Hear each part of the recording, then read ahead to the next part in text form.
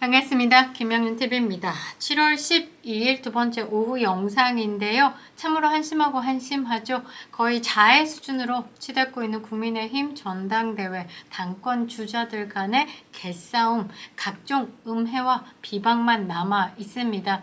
연일 국민의힘과 정부를 향해서 탄핵 특검몰이를 하고 있는 민주당에게 이런 트집거리를 주면서 상대 진영에 공격을 할 수 있는 탄약을 제공하는 것이 아닌가 싶은데 극단적인 워딩이 나왔습니다. 영부인 국정농단 게이트라고 규정하면서 이제 공격을 하기 시작했죠.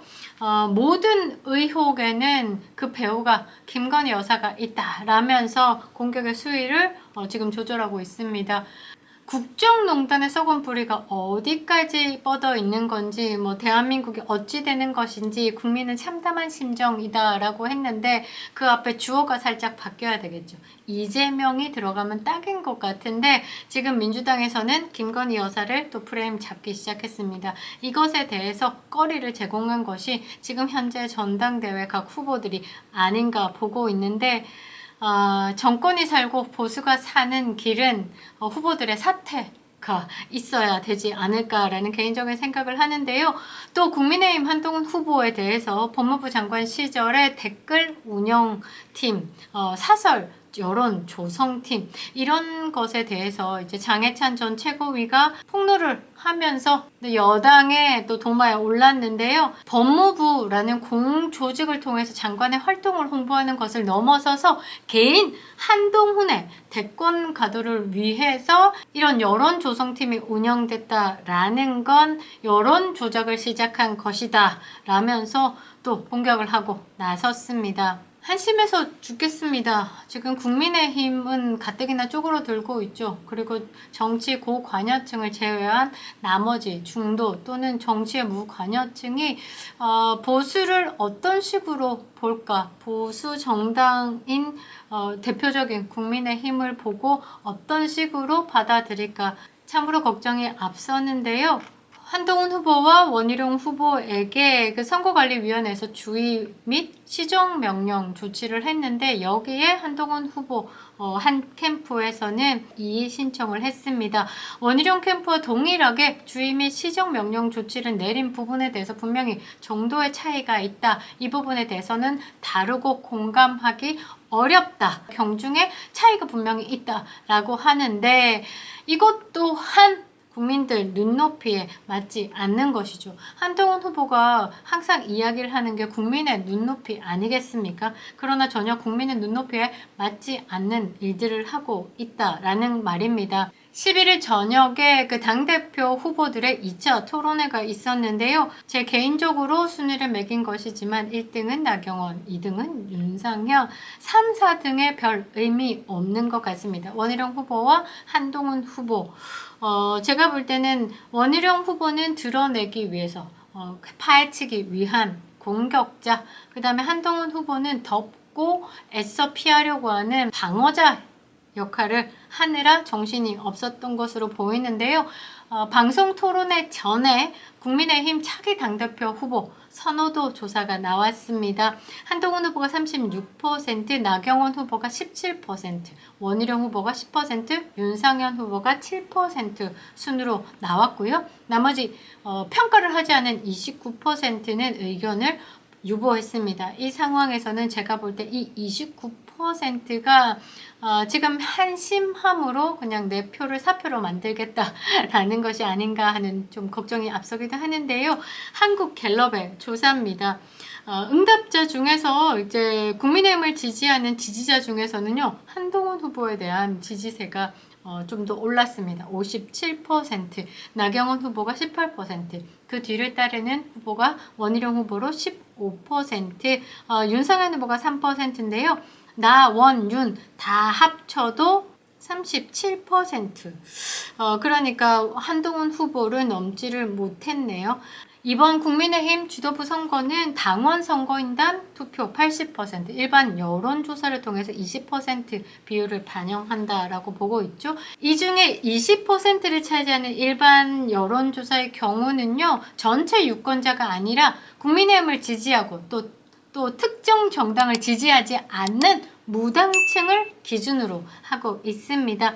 국민의힘 지지자와 무당층으로 보면 한동훈 후보가 45%, 나경원 후보가 15%, 원희룡 후보가 12%, 윤상현 후보가 3%로 조사가 됐는데요. 의견 유보를 하겠다라는 유권자는 25%로 나타났습니다. 2주 전이죠. 지난달 말 25일에서 27일 양 이틀 동안 조사한 결과에 그때는 한동훈 후보가 38%인데 지금 45%로 7%가 올랐죠. 나경원, 원희룡 후보가 각각 15%였는데 원희룡 후보가 하락했습니다. 그리고 윤상현 후보는 4%였던 것도 지금 3%로 떨어졌고요. 의견을 유보하겠다라는 유권자도 28%였죠. 전체적으로 해석해 봤을 때 한동훈 후보에 대해서 여삼의 1심 논란으로 강력하게 더 지지층이 결집했다라고 봐야 되는 거고, 안정감 있는 후보로는 나경원 후보가 아닐까라고 보고 있는데, 결선 투표까지 가는 게 이끌어내는 것이 이제 원희룡 후보의 전략인데, 이런 수치로만 봐도 결선 투표 전에 이게 당대표 선거가 끝나지 않을까 하는 생각이 들기도 합니다. 지금 최근에 그 한동훈 후보에 대한 여론 조성팀이 존재하나 안 하나를 가지고 원희룡 후보와 한동훈 후보가 이제 치열한 공방전을 펼쳐냈죠. 원희룡 후보는 지금 의혹이 제기되는 몇 가지가 있다. 그 중에 하나라도 사실이면 한동훈 후보 사퇴하겠냐? 그러면 원희룡 후보도 마찬가지로 사퇴하겠냐? 서로 예스가 오갔죠. 그러나 남은 시간은 2주가 남지 않았다는 겁니다. 이 범야권에서 지금 현재 전당대회를 두고 씹어 먹을 거리가 굉장히 많은 판이죠. 이에 질세라 조국혁신당은 한동훈 특검법을 1호 법안으로 발의를 하는데, 여기에 김건희 여사의 문자 1심 논란까지 얹어서 특검법을 발의하겠다. 민주당과도 얘기가 끝났다. 이것만 봐도 이제 범야권 진영 그리고 상대 진영에게 먹잇감을 던져주고 있는 것이라고 밖에 해석이 되지 않는데, 국민의힘의 지지자로서 그리고 당원으로서 지금 현재 전당대회를 보고 있는데 참 마음이 아픕니다. 우리가 그랬죠. 윤석열 대통령이 우리의 한을 풀어줄 것이라 생각했습니다. 정권 교체가 일어났을 때. 그러나 어떤 것도 해결되지 못하고 가슴 먹먹함만 안겨줬었죠.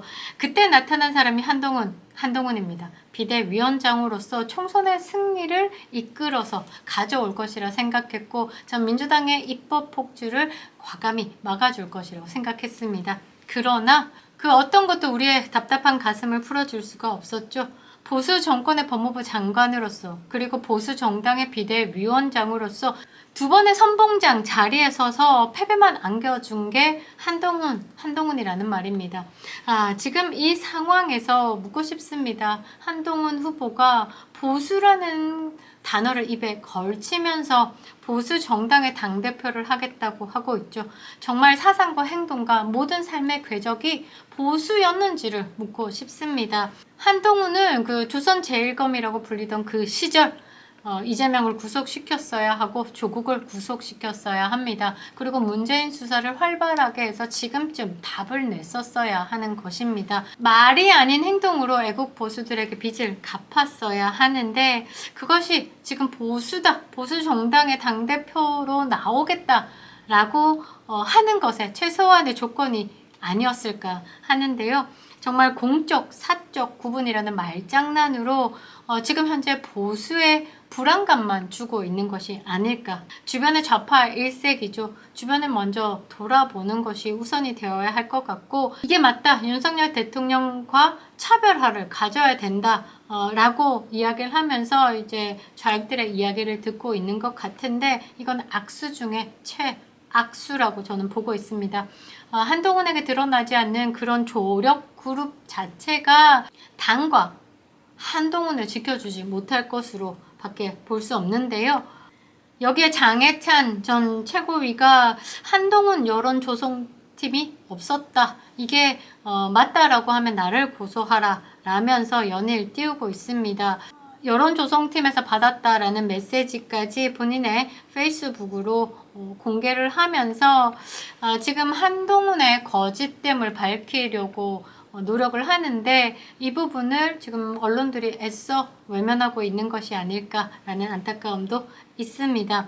메시지는 2023년 5월 16일 참여연대 공격용 자료를 공유했던 것, 그리고 2023년 6월 2일에 한동훈 장관 홍보 유튜브 쇼츠를 공유하면서 퍼뜨리라 한 것 등 여러 가지 구체적으로 지시사항들이 있는데 이것을 공개를 했습니다.